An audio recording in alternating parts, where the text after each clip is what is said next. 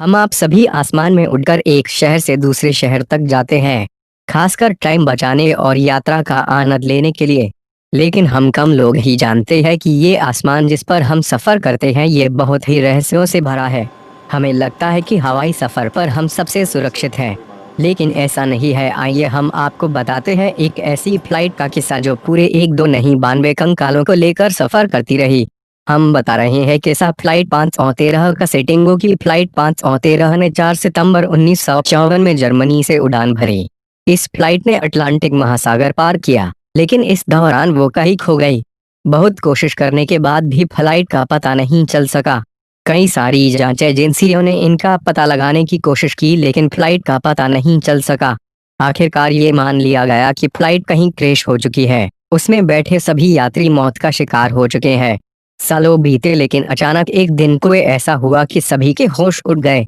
दिन था 12 अक्टूबर का। 12 अक्टूबर 1989 एक फ्लाइट ने पोर्ट ब्राजील के एयरपोर्ट के चक्कर लगाना शुरू किए। फ्लाइट में किसी तरह का कोई कम्युनिकेशन नहीं था। फ्लाइट के आने की कोई सूचना भी एयरपोर्ट के अधिकारियों को नहीं थी, लेकिन अचानक इस तरह से आ रही फ्लाइट को लैंड तो करा लिया गया। लेकिन लैंड करी फ्लाइट से जब कोई हलचल नहीं हुई, तो एयरपोर्ट अथॉरिटी ने फ्लाइट के गेट खोले। गेट खोलते ही उनके होश उड़ गए। उस फ्लाइट में इंसान नहीं कंकाल सफर कर रहे थे। पूरे 35 साल बाद लैंड करी इस फ्लाइट में एक दो नहीं पूरे 92 कंकाल थे, जो उस फ्लाइट के यात्री थे। लेकिन इतने सालों में कंकाल में तब्दील हो गए। इन यात्रियों को सीट बेल्ट तक बंधी हुई थी। इसके पायलट कैप्टन मिगुएल की विकर्टी की बाड़ी पायलट की सीट पर थी। हाथ पर कंट्रोलर था और इंजन अभी भी कम कर रहा था। पैरानॉर्मल एक्सपर्ट के मुताबिक, डॉक्टर कैल्सोटेलो की थ्योरी के मुताबिक अभी भी वार्म होल्स है और कहीं न कहीं इन होल्स में ये प्लेन खो गया और उसके बाद इतने सालों बाद लौटा।